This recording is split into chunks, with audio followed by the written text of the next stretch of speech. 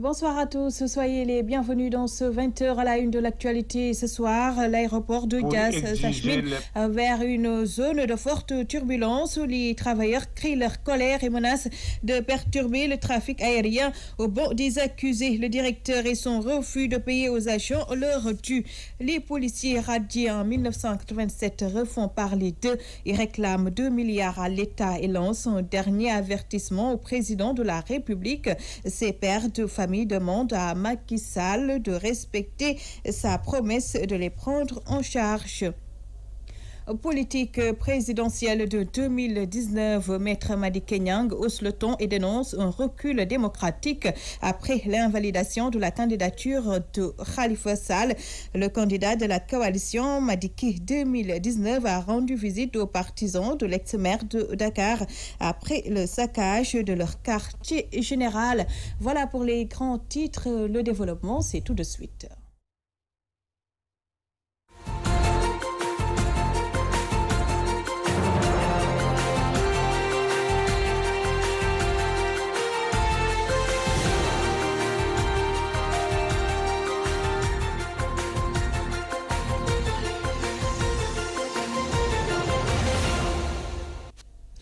Merci de vous joindre à nos risques de turbulence à l'aéroport international Blaise Diagne de Diass. Les travailleurs menacent de perturber le trafic aérien si le directeur persiste dans son refus de leur payer leur dû et apporter des éclaircissements sur la dilapidation de leur patrimoine foncier. Les détails avec Thierno Daf.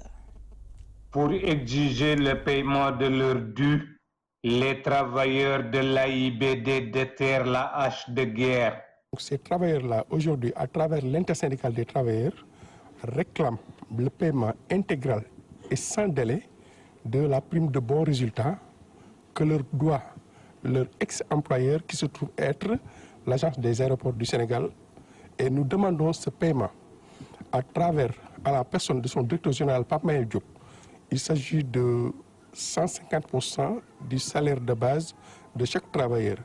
Et au moment de signer le protocole pour le transfert des personnels de ADS vers l'AS, ils étaient au nombre de 456 travailleurs qui sont transférés de ADS vers l'AS.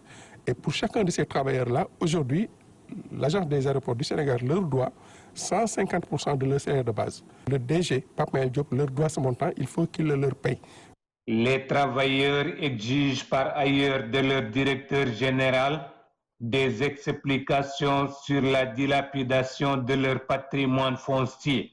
Il y a des récriminations foncières parce qu'il s'agit d'une coopérative d'habitat dans laquelle le DG avait inscrit l'ensemble des travailleurs qui ont dû se départir d'un montant de 1 80 000 francs. Mais aujourd'hui, aucun de ces travailleurs n'a reçu le plus petit lopin de terre. Donc, on demande solennellement au directeur général de clarifier ce problème. Sinon, les travailleurs ont les moyens de lui faire face. Si Pape Mayel Diop fait la sourde oreille, l'aéroport peut être sujet à des turbulences à tout moment selon les travailleurs. Nous avons les moyens d'intervenir et de faire comprendre au directeur général, Pape Mayel Diop, qu'il n'est pas libre de faire ce qu'il veut. Il n'est pas libre de faire ce qu'il veut.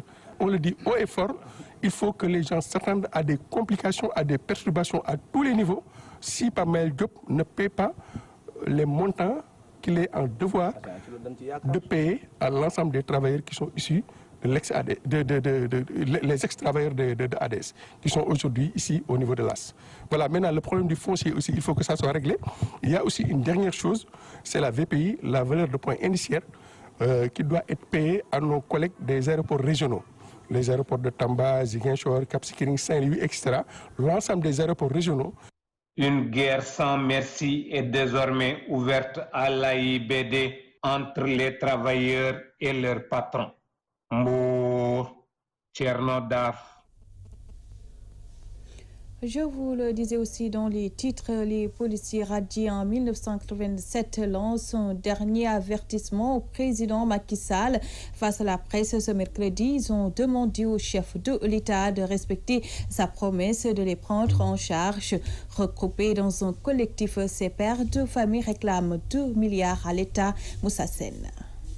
87 lan rajo woon suñu borom kër yi ñu nekk ak moom tubaab lu nekk daj nañu ko daan nañu xëy ñetti fan dëpp suñuy cin. Les collectifs des policiers radiés en 1987 élèvent la voix. Un journal de la place a écrit qu'il était indemnisé par le chef de l'État. Il n'en est rien selon ces anciens policiers. Cheikh Ahmed Niang, leur porte-parole. Le 1er mai 2017, lors de la remise du cahier de doléances des syndicalistes, M. Sidia Ndiaye l'avait interpellé pour lui soumettre la question des policiers avec les pensions dérisoires du fait des séquelles de la radiation.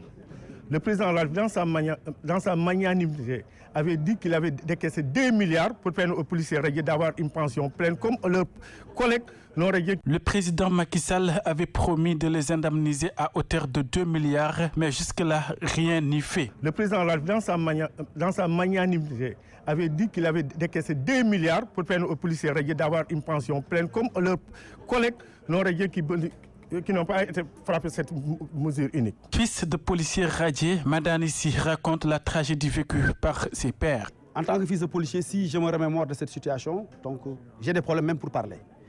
Puisque cette tragédie a causé beaucoup de problèmes. Des policiers qui ont quitté leur domicile conjugal, des femmes qui ont quitté leur domicile conjugal et des enfants qui sont partis sans pour autant faire signe de vie. Les collectifs entendent mener davantage le combat pour entrer dans leur fond. Si le problème n'est pas réglé, nous, comme nous l'avons dit, de par notre sagesse, nous avons atteint l'âge de la sagesse, nous n'allons pas créer du grabuge ou autre.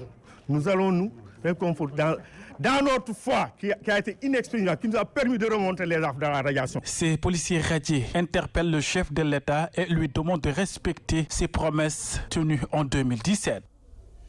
Moussa Sène, après de longues années de service dans l'enseignement au Gabon, d'anciens professeurs sénégalais peinent à percevoir leur pension de retraite.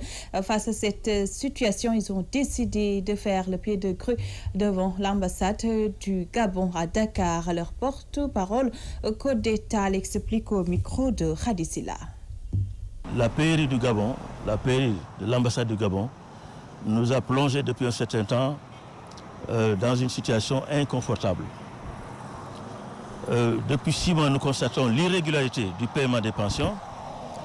À cela s'ajoute le fait que depuis à peu près presque 3 mois, 2 mois et demi, eh bien, nous n'avons pas vu l'ombre d'une pension. Et pourtant, nous avons essayé de voir avec l'ambassadeur comment trouver des solutions sans avoir à monter la presse ou à prendre des attitudes peut-être qui pourraient déranger. L'ambassadeur nous sert toujours le même discours. Des difficultés de trésorerie au niveau du Gabon empêchent le paiement de nos pensions ici à l'ambassade du Gabon. Or, nous savons qu'au niveau du Gabon, les pensions sont payées régulièrement. Nous avons cherché à nous informer et qu'est-ce qui nous a été dit? Eh bien, non seulement les titres sont envoyés régulièrement, mais aussi l'argent accompagnant ces titres est envoyé régulièrement à l'ambassade du Gabon. Alors, notre désarroi est tel qu'aujourd'hui, nous avons décidé d'occuper l'ambassade et d'amener les responsables de cette ambassade à réagir, à trouver les solutions à notre problème. Nous avons tous servi au Gabon au moins pendant 15 ans en tant que professeurs. 15 ans, 20 ans, 30 ans. Et aujourd'hui, voilà, c'est le sort qui nous est réservé, nous faire courir comme des mendiants derrière ce qui nous est dû, nous obliger à venir faire le pied de grue et éprouver à chaque fin du mois une certaine anxiété de savoir si on va être payé ou non. Et cela a suffisamment duré, nous pensons. Voilà pourquoi nous ne pouvons plus écouter un discours quelconque. Pour le moment, les services de l'ambassade du Gabon se gardent de se prononcer sur le sujet malgré nos tentatives de recueillir leur version des faits. Dans le reste de l'actualité, éliminer la transmission mère-enfant du VIH-Sida à l'horizon 2020, tel est l'objectif de l'ONU-Sida et du Conseil national de lutte contre le sida. Face à la presse ce mercredi, ces acteurs ont révélé que 780 000 enfants et adolescents de moins de 19 ans vivent avec le VIH en Afrique de l'Ouest et du Centre. Écoutons à ce propos Michel Sidibé, le directeur exécutif d'ONU-Sida.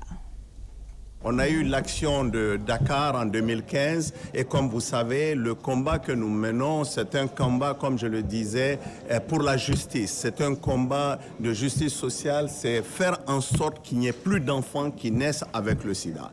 Mais ce que nous constatons malheureusement, et je l'ai mentionné pendant mon discours, c'est que nous avons une réponse à deux vitesses. Lorsque nous voyons aujourd'hui que l'Afrique australe et l'Afrique de l'Est est en train de gagner et que la plupart de ces pays aujourd'hui n'ont plus d'enfants qui naissent avec le sida, je vous ai donné l'exemple de l'Afrique du Sud où on avait 70 000 enfants qui naissaient chaque année avec le sida. Aujourd'hui, ils ont moins de 3 500 enfants qui naissent chaque année avec le sida. Malheureusement, en Afrique de l'Ouest et en Afrique centrale, on a un enfant sur 3, je dis bien au niveau mondial, qui naît du sida en Afrique de l'Ouest et en Afrique du Centre. Malheureusement, on a moins de 20% des enfants qui naissent qui ont accès au traitement. Malheureusement, la plupart des femmes qui ont besoin des services n'ont pas accès. Des femmes enceintes qui sont positives n'ont pas accès au sida. Donc, n'ont pas accès au traitement, n'ont pas accès au dépistage, donc transmettent cette maladie. Notre combat avec l'OMS, avec l'UNICEF, avec tous les partenaires, avec la société civile, c'est de démédicaliser, c'est d'aller vers la communauté, de faire en sorte que l'information soit transmise et qu'on stoppe la transmission de la mère à l'enfant. Donc, la réunion, l'objectif, c'est de mettre fin à cette transmission-là. Ce combat, c'est un combat de chacun d'entre nous.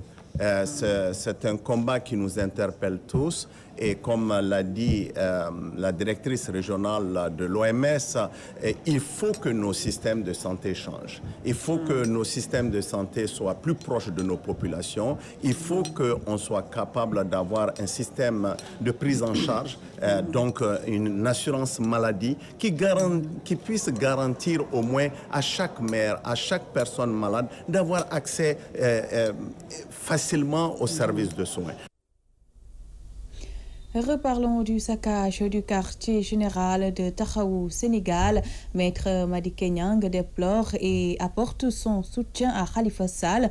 En visite chez les khalifistes, le candidat de la coalition Madické 2019 qualifie de recul démocratique l'invalidation de la candidature de l'ancien maire de Dakar, Mame Khady Diéry Fall. Madické Niang qualifie d'acte ignoble le saccage du quartier général de la coalition Taxawu Dakar à Khalifa. C'est vraiment une violence inouïe. C'est grave que des forces de l'ordre puissent utiliser les moyens mis à leur disposition par l'État, par la République du Sénégal, par les citoyens pour venir attaquer d'autres citoyens. Pour le candidat de la coalition Madické 2019, la liste provisoire publiée par le Conseil constitutionnel est une instrumentalisation de la justice pour un recul de la démocratie. Ce qui s'est fait avec le président Macky Sall et son gouvernement est une honte pour le peuple sénégalais. C'est un recul de la démocratie. Le Sénégal n'a jamais vécu ces moments. J'ai eu honte quand la Cour suprême a rendu sa décision. La seule décision qui s'imposait dans l'affaire Khalifa Sall, c'était d'annuler la procédure et de le libérer. Qu'on utilise la justice, qu'on l'instrumentalise pour écarter des citoyens sénégalais et ainsi limiter le choix du peuple souverain, une fois de plus, on ne peut pas trouver des violations beaucoup plus graves que celle-là. Pour Maître Madické Niang, boycotter les élections présidentielles n'est pas une solution. Je suis dans le groupe des 25. et je partage le combat de l'opposition. Nous en avons assez. Ne facilitons pas la tâche à Macky Sall. Je pense que la meilleure voie, c'est de s'opposer, de résister à l'oppression et de s'opposer vivement pour l'amener à reculer, que de dire qu'on va boycotter des élections et qu'il puisse avoir la possibilité de se faire élire sans coup férir et en même temps de réprimer les Sénégalais. Après avoir déploré le saccage du quartier général de la coalition Taxawu Dakar à Khalifa, le candidat de la coalition Madické 2019 affirme qu'il ne compte pas en rester là.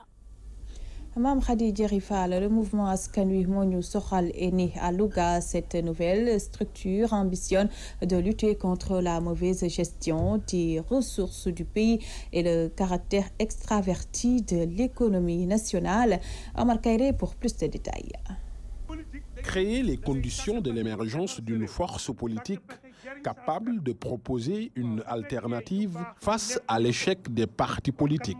Voilà l'objectif que s'est assigné le mouvement Askan Wi Moo Ñu Soxal, connu sous le sigle de l'AMS, qui vient d'être porté sur les fonds baptismaux. Partant du constat que le pays ne va pas bien et de nombreux indicateurs indiquent que la situation ne s'améliore pas, notamment avec la pauvreté qui est loin d'être maîtrisée. La classe politique traditionnelle non seulement ne parvient pas à offrir des réponses satisfaisantes aux défis d'aujourd'hui, mais aggrave la situation en promouvant une économie extravertie. Face à cette situation, force est de constater que les actions individuelles ne suffisent pas. Et il est certain que si chacun ne prend pas sa part de responsabilité et d'initiative, nous n'arriverons jamais à inverser la tendance afin de réaliser un changement radical des bases de l'économie capable de relever les défis d'aujourd'hui. Pour relever ces défis, l'AMS opte pour un changement de paradigme sur la gestion des ressources naturelles, des deniers publics, entre autres. Engagement pris par Mohamedou Lamine Gueye, président du dit mouvement. Son projet se veut émancipateur et promeut notamment le rétablissement de l'état de droit et de la démocratie, la transformation de l'économie, la souveraineté alimentaire et énergétique, la lutte contre toute forme de gaspillage, la fin de l'obsolescence des services publics, le respect et la protection des diversités culturelles et biologiques, le partage équitable des richesses. Nous affirmons que la politique est l'affaire de tous et de chacun, que nous devons nous mêler de ce qui nous regarde et prendre les responsabilités qui nous incombent pour réaliser collectivement la maîtrise de nos vies et de nos existences. L'AMS est présent aussi bien dans toutes les régions du Sénégal que dans la diaspora, mouvement qui ne se réclame d'aucune obédience politique, peut-on lire dans la déclaration liminaire. Son président Mohamedou Lamine Gueye est un banquier et expert en développement. Omar Kairé, Louga, Walfadjri. Emploi des jeunes, l'Union démocratique des travailleurs du Sénégal invite les acteurs sociaux à la recherche de solutions. Plaidoyer fait au cours d'un forum sur la question de l'emploi. Théodore Semedo. La gestion de l'emploi des jeunes ne doit plus être une compétence exclusive réservée à l'État. Elle nécessite l'implication des acteurs sociaux, selon la secrétaire générale de l'Union démocratique des travailleurs du Sénégal, UDTS. Parce que ce n'est pas le gouvernement qui doit normalement faire tout. Les syndicats aussi ont un rôle sur cette thématique, sur l'employabilité des jeunes. Nous devons pas créer des emplois, mais nous pouvons faire créer des emplois. Les demandes de stage, nous pouvons y participer. Cette centrale syndicale basée à Pékin, la formation, l'encadrement, la non-négligence des métiers, la promotion de l'auto-emploi, entre autres, doivent être encouragés pour faciliter l'insertion des jeunes dans le tissu social.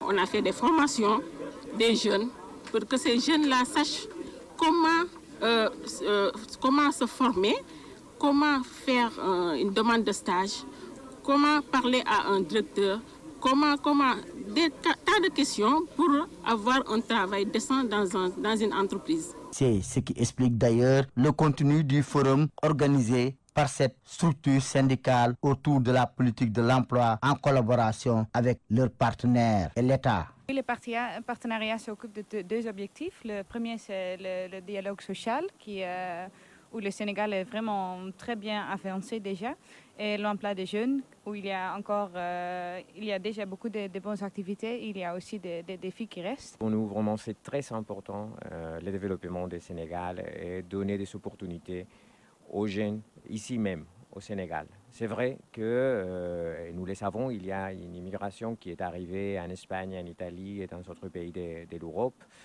Et je crois que ça a été positif pour le Sénégal, mais finalement, il y a un enjeu pour les pays, pour le Sénégal, c'est de donner des opportunités aux jeunes, de pouvoir réussir ici même. Nous assistons à une rencontre de réflexion, pas de revendication, mais de réflexion technique, allant dans le sens de contribuer vraiment au règlement de la lancinante question du chômage, du sous-emploi et de la précarité que nous rencontrons au Sénégal. Ce qui nous a le plus marqué, c'est que l'UDTS a réussi aujourd'hui à développer un partenariat gagnant avec l'Espagne et les Pays-Bas et qui l'amène aujourd'hui à travailler dans le sens de l'approfondissement du dialogue social. On a même fait un forum et qui englobe le partenariat avec le CNP, le patronat, avec le gouvernement. Malgré les multiples politiques de développement mises en place, la problématique de l'emploi reste toujours d'actualité dans nos pays. Un défi que veut relever cette structure syndicale. Théodore Semedo, Pikine, Walfadjri. C'était l'édition du 20h. Merci à vous de l'avoir suivi. Retrouvez tout juste après moi Aïcha Diakhaté pour la 4e et dernière partie de l'édition du soir. Très bonne soirée à tous.